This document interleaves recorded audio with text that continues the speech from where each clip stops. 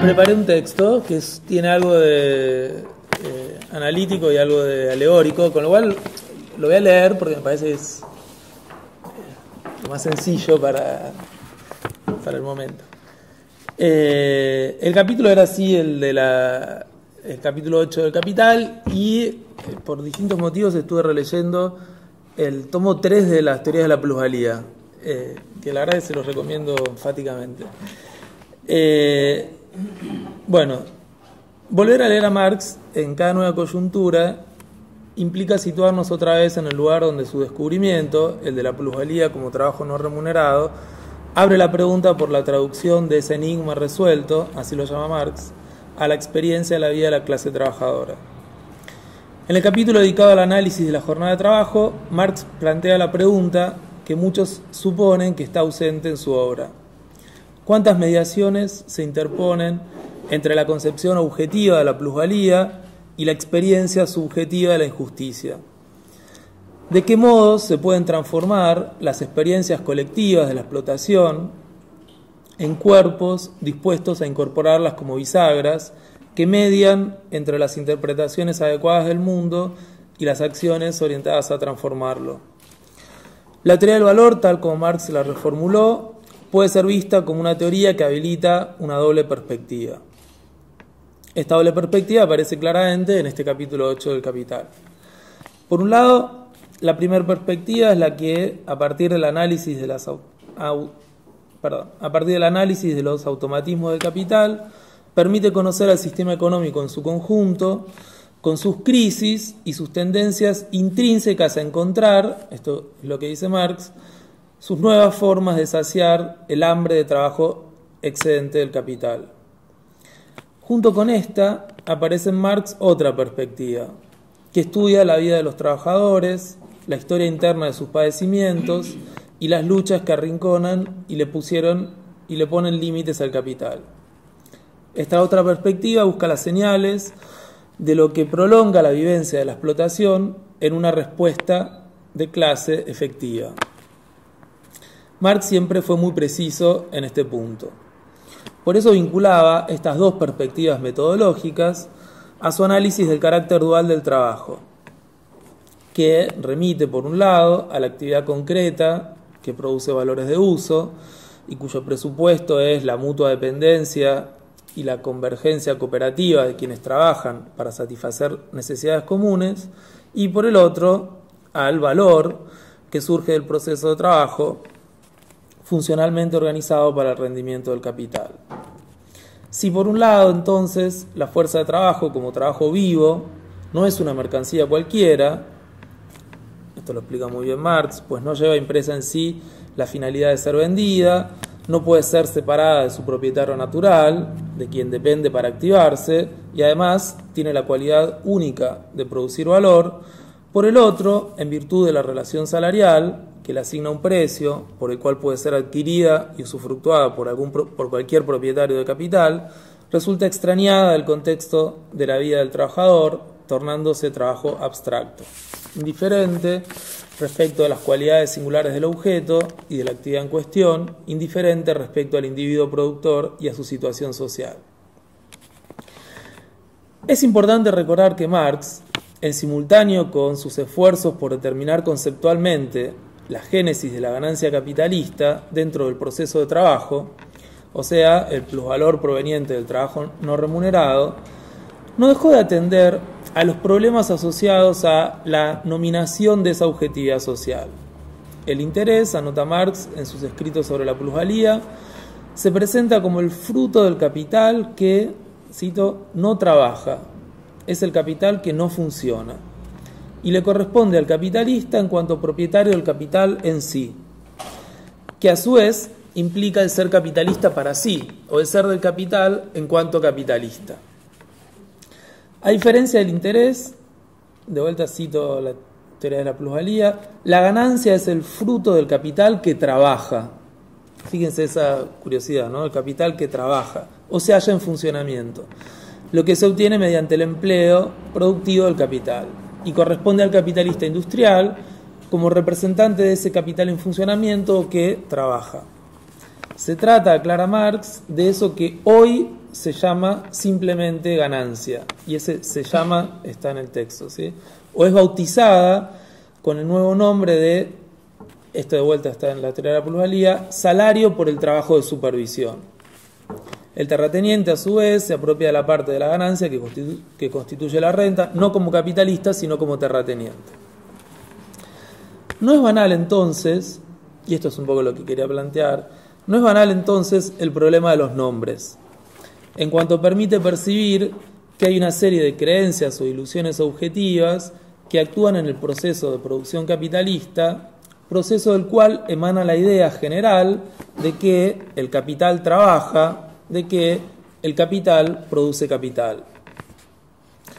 Hay que tener en cuenta además la crítica que Marx elaboró a la designación del capital a interés, en virtud de la cual la ganancia parece surgir del puro convenio intersubjetivo entre el prestamista y el prestatario, sin relación alguna con el proceso de producción, en un espacio social muy alejado de las vibraciones de la jornada de trabajo. La creencia de que el capital trabaja o se autovaloriza resulta especialmente favorecida por esa modalidad de la plusvalía, la del capital a interés, que tiende a suprimir todo rastro de su origen en la extracción del plusvalor. Si en las otras formas de valorización capitalista persistían las huellas del antagonismo entre el capital y el trabajo, estas se disipan en el caso del capital a interés. Como lo dice Marx, se oculta completamente la fuente de la ganancia. Y, de vuelta cito la teoría de la plusvalía, son las cosas las que crean valor. 2 puntos pone. Tan comprensible y tan incomprensible como eso. A tal punto que el capital está preñado de interés, no extrae el interés del proceso de producción, sino que lo hace entrar en él. Y el final es una alegoría contemporánea, digamos. ¿Qué sucede hoy con las fantasmagorías que emanan del plusvalor y con las apariciones de su nueva objetividad en el contexto de la crisis del capitalismo neoliberal? ¿De qué manera los conceptos de Marx nos siguen resultando útiles? Es un hecho evidente que hay en marcha un proceso de pérdida y sustracción. Sus manifestaciones atraviesan la vida cotidiana, se dejan leer apenas transformadas en los periódicos, forman parte del discurso político. Por eso, las peripecias de la plusvalía nos podrían ser más actuales. Se despliegan a la vista de todos, como secuelas de las tormentas que dejó la crisis financiera. Las imágenes se multiplican. Deudores hipotecarios, desposeídos de sus viviendas, trabajadores pobres, excluidos de los servicios básicos que ya no pueden pagar, jóvenes que aceptan cada vez peores condiciones para incorporarse al mercado laboral, reducciones salariales sistemáticas que van a parar a manos del Estado, que transfiere esos recursos a los bancos responsables de la situación actual. La crisis actual desbarata el postulado liberal que afirmaba que en el juego del capitalismo todos ganan. Y volvemos a evocar a Marx al ver la forma en que se generalizan las tentativas de explicar la génesis de la producción y la circulación del valor. Cuando cayeron las imágenes reconciliadas del proceso de acumulación capitalista, reaparecieron los desbalances entre los distintos sectores de la economía, las oscilaciones en los precios que conducen a grandes quiebras, las luchas feroces en torno a la distribución de las pérdidas y los reaseguros frente a los efectos de un sistema económico profundamente desequilibrado. Y como consecuencia de esta lucha por garantías y protecciones en un contexto de desequilibrios, gran parte de la sociedad experimenta su vulnerabilidad social bajo la sensación difusa de haber sufrido un hurto, de haber sido estafada y expropiada de algo que cree que le corresponde. En este punto, la pregunta sigue siendo la misma que la de Marx. hasta dónde puede llegar ese sentimiento de expropiación producido por la crisis. ¿A qué grado de profundidad penetra la pregunta que inmediatamente surge sobre la génesis y la circulación del valor? Esta problemática ideológica exige que nos traslademos hacia el otro lado que tensionan los análisis de Marx en la dirección de lo que podríamos llamar su fenomenología.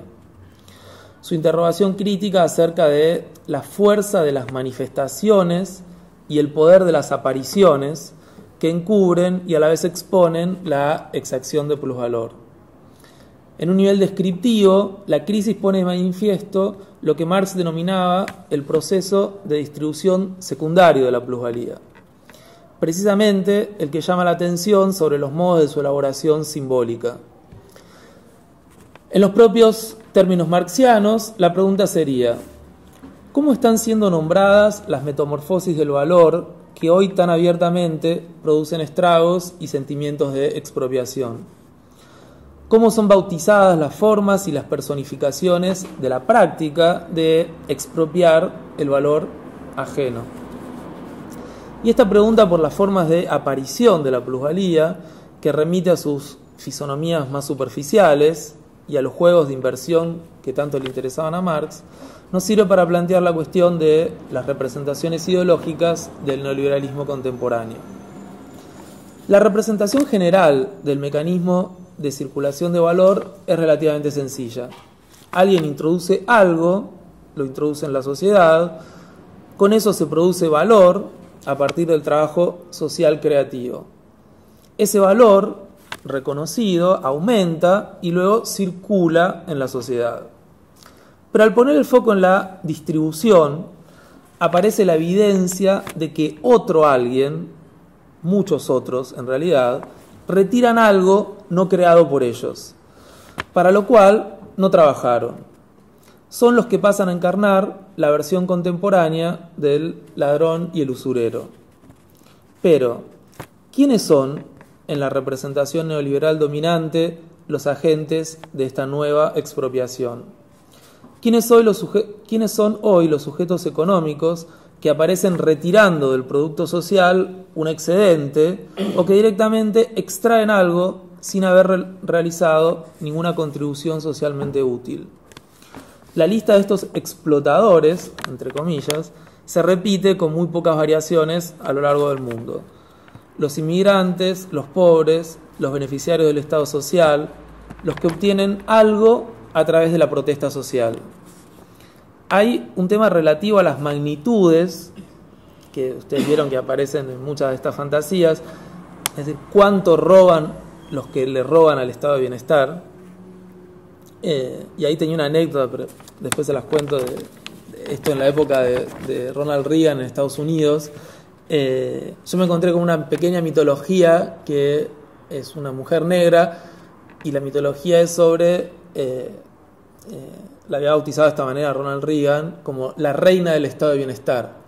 Y fíjense, desde los años 80, comienzo de los años 80, y es muy importante la magnitud de lo que roba.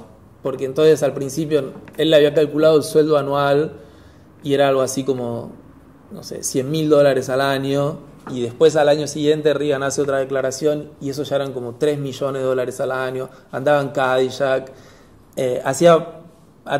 Cualquier fantasía que ustedes tengan, en esta mitología es todo mucho más intenso, porque se casaba con veteranos de guerra que habían muerto, y entonces tenía 6 certificados de pensiones de veteranos de guerra que habían muerto en Vietnam.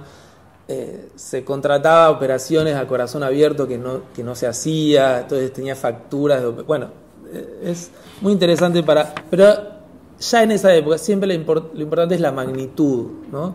O sea, ¿cuánto roba? Hay un tema relativo a las magnitudes y a las medidas que habría que analizar en detalle, que aquí solo voy a mencionar. En todas las fantasías sobre estos nuevos cacos, y esa figura del caco la usa Marx en estos textos, ellos protagonizan una gran estafa contra la sociedad, un aprovechamiento indebido de los bienes sociales que no tiene medida, o más bien cuya medida son los desequilibrios sistémicos del conjunto social. Por eso, esta imagen ideológica tiene un significado económico y no exclusivamente moral. En esta misma clave podemos pensar al neoliberalismo ideológico como una especie de marxismo invertido, que señala y descubre la explotación, pero lo hace mediante una operación perversa, que de algún modo está expuesta a la luz del día. La inversión de la inversión pone en juego, en este caso, una lógica cruel. Las demandas de los pobres son en sí mismas un hurto a la sociedad. Los beneficiarios del estado de bienestar son en sí mismos los usureros. Los inmigrantes son los explotadores. La pregunta que tenemos que hacernos con Marx sería: ¿qué es lo que se expresa en esos enunciados ideológicos? ¿De dónde extrae su fuerza esta, yo la llamé de esta manera, plusvalía simbólica neoliberal, y por qué adquiere esa forma narrativa? Frente a este desafío podemos volver a la estrategia de Marx, que consiste en leer con inteligencia política los símbolos que en nuestra coyuntura entraron en crisis. En el caso de Marx, esos símbolos en crisis fueron precisados con mucha claridad. La palabra ganancia del capital. Solo retrospectivamente fue posible afirmar que existía una oportunidad para esa lectura crítica, que evidentemente él supo aprovechar. Una oportunidad en la crisis del significante ganancia, que le permitió renombrar las cosas y designar de otro modo lo que sucede al interior de algo tan trivial como una jornada laboral. El trabajo de una lectura crítica hoy debería permitirnos algo semejante: detectar cuáles, entre estos símbolos oscuros del neoliberalismo actual, cuáles de esos símbolos entraron en crisis para pensar las posibilidades de recreación de los actos emancipatorios. Muchas gracias.